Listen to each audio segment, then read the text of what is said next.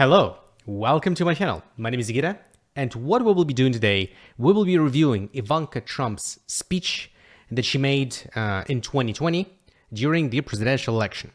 Okay, on this YouTube channel, what we will be doing overall is that I created the channel within the idea that we will be reviewing different political speeches, different pitches like business pitches, different influencers, and we will be reviewing them from the influence and persuasion perspective. Okay, so we will be watching how they're trying to influence and persuade people.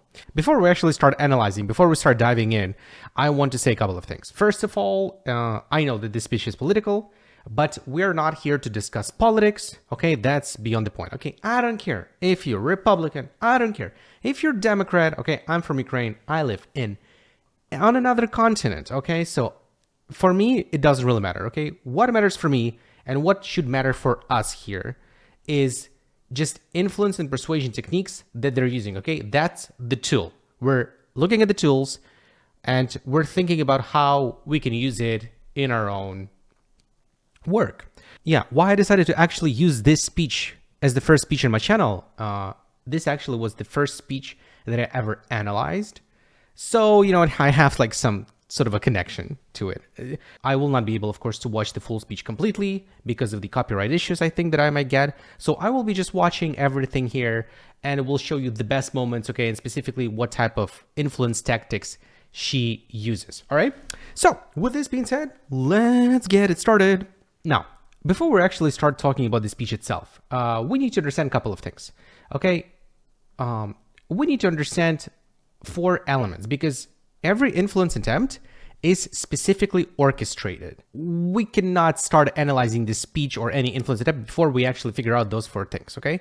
The first thing that we need to figure out is that what is the context of what's going on here, right? Basically, because different contexts will have different rules. So first of all, the context is that it's 2020 United States presidential election, Donald Trump versus Joe Biden, right? And well, we already know who won, but when this speech was recorded, she didn't, right? And this is a political race, right? So this is a political race. Let's talk about the goal. Okay, what is the goal? The goal of this speech, right, that we'll be watching is change the belief. Okay, we might think that the goal here is to make an action, right? Is that, you know, to influence people so they will do something. In this particular case, that they will go and vote for Donald Trump, but not really. You see, here they're actually just trying to change people's opinion that they should vote for this person. Okay, and then when the time comes, then they will be doing some speeches, you know, some sort of attempts to actually make people go and vote. Okay, so here they're not really trying to make people vote for Donald Trump. They're trying to change the belief and that it's actually a good idea to vote for him. Okay, because in the persuasion, you have only 2 things that you can persuade people to do. Okay, or influence people to do, okay, is that it's changing their beliefs or changing their behavior. Here, what we're trying to do, we're trying to change the belief. So after we understand the context of what's going on, right, that this is a political speech, political race, and the goal, we need to understand who actually will be influencing people, okay? And in this case, is Ivanka Trump. It's very important to understand who will be the agent because think about it yourself, is that sometimes the person can have perfect arguments, you know, say everything clearly, logically, and you will not be influenced and persuaded. However, the same thing can say another person, right? The same things word for word and actually can influence you, right? So the person who is influencing people also matters. Okay, Aristotle was referring to this as ethos. Okay, so agent Ivanka Trump, I don't really know actually why they chose her. Well, that's not really a full political speech at its finest. It's more introductory speech, right? Because later then Donald Trump here appear on this event and also we'll start talking. So basically she was some sort of a warm up, right? And the audience. So what is the audience of this speech? You might think that if we open this video, you might think that the audience of this speech are these people, but that's actually not true. You know why? Because the target audience are actually not really people who are sitting there, but people who actually needs to be persuaded to vote for Donald Trump. Okay, so who are those people? Look, when we're talking about presidential election specifically, okay, it's actually has a little bit of a different thing it's a little bit different than any other sort of speeches. Why? Because when it comes to the audience, okay, especially in America, there are two big parties, right? Democrats and Republicans. And there are people who definitely will vote only for Democrats. You will not change their opinion at all, right? There are people, though, who are definitely will vote for Republicans, okay? So you will not change their opinion no matter what. And there are people who are not sure, okay? And this speech is actually for these people. So, and once we understand all of these four things, context, agent, goal, and audience, we can actually we understand what's going on, what's happening, right? Who is trying to persuade who and what to do and in which context. And we can actually now go into the speech and watch it because we actually understand what's going on. Okay, so let's get started. Before I begin, I want to send a special message to everyone who's been affected by Hurricane Laura. Our hearts are with you. The President will continue to support you every step of the way. And just like Americans always do, the nation will come together to help you rebuild your homes, businesses, and communities stronger and more resilient than ever before. Okay, so this was the start. Okay, look, Cicero was saying that the start of the speech is the half of the speech. Okay, it's very, very important how you're going to start the speech. It's basically the first impression. You're setting the tone of like everything that you will be discussing later. And here, as far as I understand, is that something happened, right? So like this hurricane happened, right? And she starts with saying that she's very sorry, right? And they will help people who were affected by it. Because of that, she actually creates this sort of intimacy and connection with the audience. Because again, here, remember I was talking about the agent. The agent, so the person who's trying to influence people, the person needs to show credibility. And one of the parts of the credibility is the goodwill, is that you need to show that you actually want good for these people. And that's why she uses actually this technique, right, specifically in order to establish this credibility. Tonight, I stand before you as the proud daughter of the people's president. So what she does here is that she introduces the person, who she will be talking about, right? And she does this talking by saying that he is the people's president. So the people's president means that, he's not really with the elite. He is with the people. He is with his voters.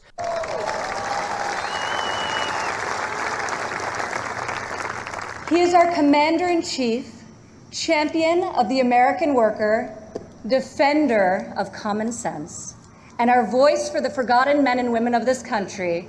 He is our president and my father, Donald J. Trump. Okay. Actually, really, during the speech, I want to say that I really liked her delivery. There were a couple of times where she, I would say that, like the acting was not really on spot. But overall, she actually was pretty good. I also really like that she's not reading the speech, right? She's really delivering it, because never try to read the speech, because if you're reading the speech, you will destroy the delivery. And this is actually a very, very big speech. I mean, this is a 10-minute speech, so it's like something around 15-minute, right, preparation, and that's a lot. And she really remembered it by heart, and the delivery here is actually really, really good. When Jared and I moved with our 3 young children to Washington, we didn't exactly know what we were in for. But our kids loved it from the start. My son, Joseph, promptly built Grandpa a Lego replica of the White House.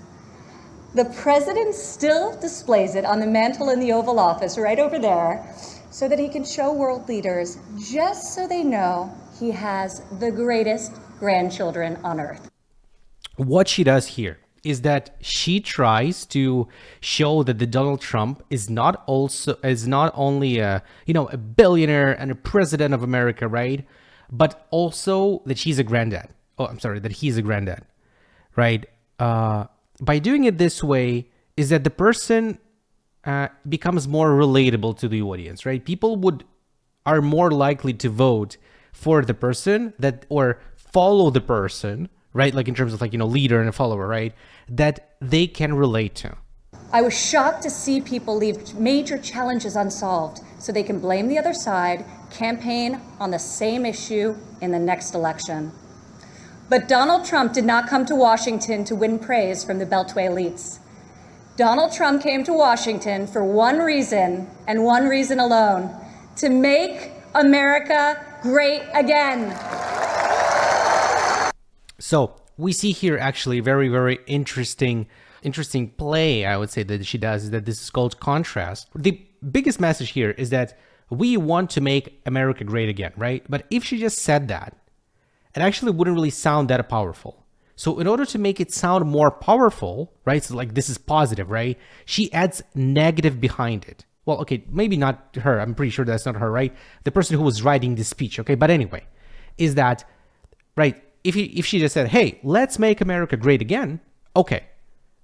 Emotional, great. But the way to make it even more emotional, more effective, is that to add something negative before it, so we will see this contrast.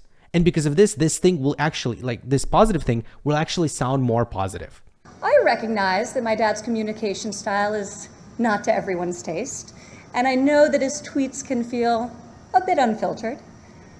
But the results speak for themselves. Very, very interesting thing here. We will actually watch also, like, this part right after, is that what she does here, it's called reframing. So we have a political candidate, right? And a political candidate has some sort of a, thing that can be considered as weakness. Okay, in this case is that Donald Trump is very, very straightforward, right? Is that he is very, like what he does, right? So he writes like these tweets, right? And some people might think that this is embarrassment or something like that, right? Some people might not like, some people might think that, hey, president shouldn't act this way, right? And things like that. And instead of hiding this, instead of pretending that this thing doesn't exist, what she does, she actually reframes this. So instead of just, ignoring it, she says, yeah, you know what? He is like that. That's right. But you know what? You think that this is bad, but it's actually good. Okay. And let's see actually what she talks about it. Okay. She's trying to reframe some negative into something positive instead of just avoiding it and not talking about it completely. He is so unapologetic about his beliefs that he has caused me and countless Americans to take a hard look at our own convictions and ask ourselves, what do we stand for? What kind of America do we want to leave for our children? I am more certain than ever before we want a future where our kids can believe in American greatness. We want a society. Here, what she's trying to talk about, she's actually, this is the first time in the speech she actually touches audience values. Okay, so when we're talking about the audience that will vote or they want to convince to vote for Donald Trump, right? All of these people have different values. And when you're trying to persuade people, it's very important to show not as what is in for us, like, hey, please vote for us because we are great and all of that, okay? But what is it for them, for the people that we're trying to influence and persuade? And let's listen to actually what she talks about, okay? She will be referring right now to people's values, okay? What's valuable for this target audience that we're trying to persuade? Where every child can live in a safe community and go to a great school of their choice. We want a culture where differences of opinion and debate are encouraged, not canceled, where law enforcement is respected, where our... This, by the way, thing that is called show instead of tell, okay? Again, we will not be watching the full speech, but they're actually doing this quite a lot, is that when she refers to some sort of a group of people, if they can show this group of people, they will do it, right? So here, she talks about police officer, right? And she will be showing it. Then later they will be talking about health workers, and they will be showing the health workers. Okay, so this is called show instead of tell. So instead of just talking about it, it's way better and will be way more persuasive just to show these people. Okay, so you're basically writing also like a picture for your audience. Our country's rich diversity is celebrated, and where people of all backgrounds, races, genders, and creeds have the chance to achieve their God-given potential. To see these stoic machinists and steelworkers come to him with a tear in their eye and thank him for being the only person willing to go to the mat for them, for their jobs, for their families, and for their futures. See, again, now actually we dive into the middle part of a speech. And here during the middle part of the speech, she will be doing the same thing over and over and over again, okay? So what actually she will be doing? It's actually very interesting. Let me show you. So look, so basically here, so as you can see here, here's a structure, right? So first of all was the introduction. She connected with empathy with people. After that, she talked about the candidate and she did a little bit of reframing there. Now we are in the middle part of a speech. And here what we have is that, remember I was talking about that there is like an audience, right, who will be deciding actually who to vote for, right? This audience is not one group of people. There are lots of different people there, and all of the different people, like this group of people, right, they have different pains, different problems, different goals, and different dreams. And what she will be doing here, and we actually will see it, is that during the whole speech is that she will be mentioning all of these people, okay, all like forgotten men and women of this country, construction workers, farmers, low-income, vulnerable families, African Americans, and she will be using the same thing. You know, she'll be using the same structures. That here's an audience, right? Like this our group. The audience has some sort of a pain. There's, you know, the thing that is like the most painful for them, right? It's the thing that they struggle the most, and how they help them, and so they got some value. Okay, and actually, that's actually what she says here. To the hardworking men and women across America and here tonight, you are the reason my father fights with all of his heart and all of his might. You are the reason he ran for president in the first place, and you are the reason he is going to keep fighting for 4 more years. See, so again, not what is it for us, but what is it for them, right? We're trying to persuade people to vote for us. Why? Because we are fighting for you, okay? So, yeah, very, very powerful, okay, to think through the audience perspective.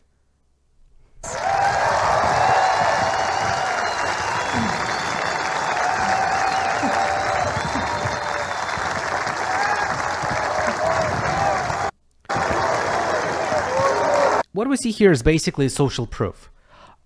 This is actually one of the very famous and very popular psychological thing what you can do in order to influence people is to show that other people support this idea. Again, they will be using this trick throughout the whole speech a couple of times, maybe like 3-4 times, right?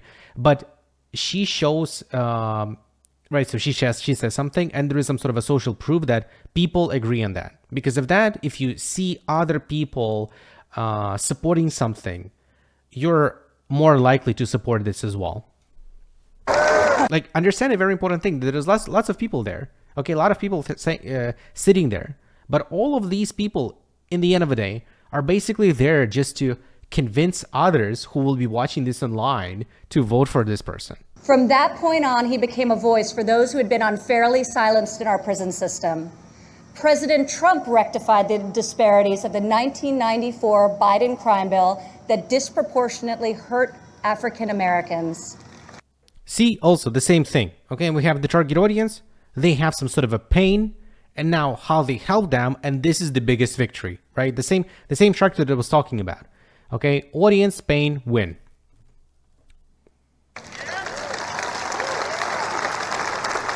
Four years ago, I told you my father would focus on making childcare affordable and accessible. In President Trump's first term, we secured the largest ever increase for childcare funding, giving more than 800,000 low-income families great childcare at a cost they can afford.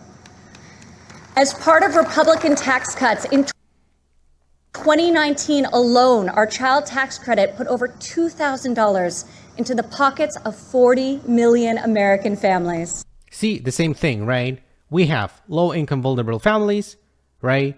They had some sort of a pain, and what we got them to win.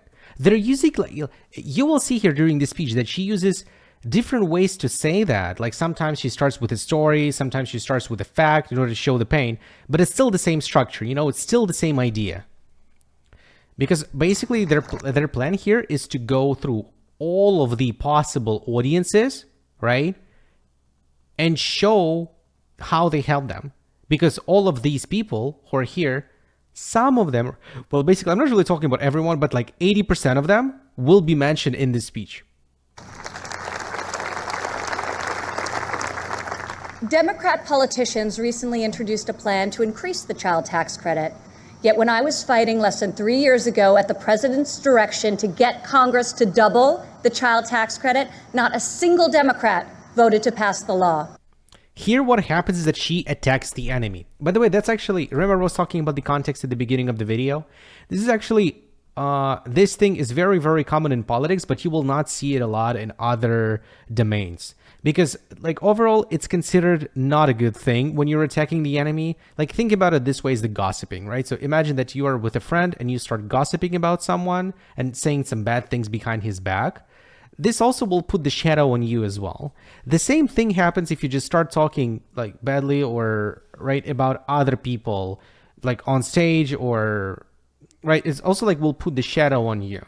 However, in politics, it actually works. So I would not recommend to use this thing, okay, in your speeches if you're trying to influence people, okay? But that's actually what she does here, and I think it's pretty good. Recently, he took dramatic action to cut the cost of prescription drugs, despite fielding angry calls from the CEOs of nearly every major pharmaceutical company. Now, when we see attack ads paid for by Big Pharma, my dad smiles and says to me, "You know, we're doing something really right if they're hitting us so hard." Okay, right. So here, what they're using the tactic that is called common enemy. So they have these target audience that we're trying to persuade, right? And these target audience has some sort of enemies, like people that, or groups that they don't like, right? So here, for instance, it can be big pharma companies. And what they're doing is that, hey, we attack them for you, right? We help, now they're hating us, so we are working together against them. This actually part, by the way, remember I was talking that I didn't really like some sort of her delivery. Sometimes acting was not good enough in my opinion. And actually this was one of the things, right?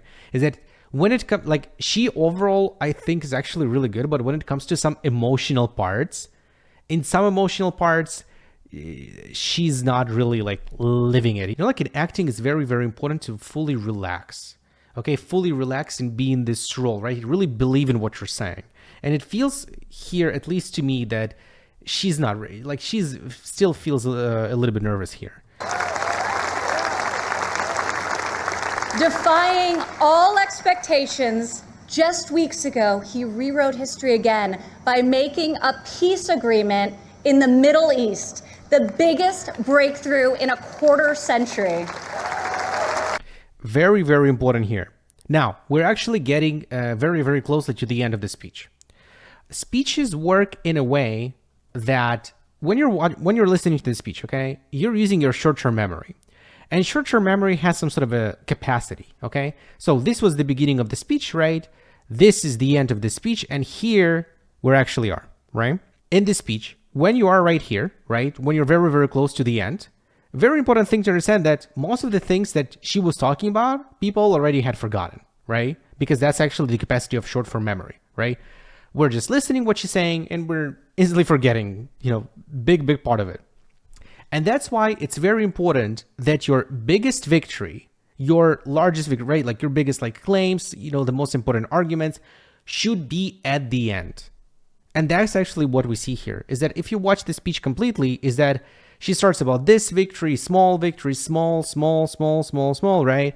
And then the best one, the strongest one, right?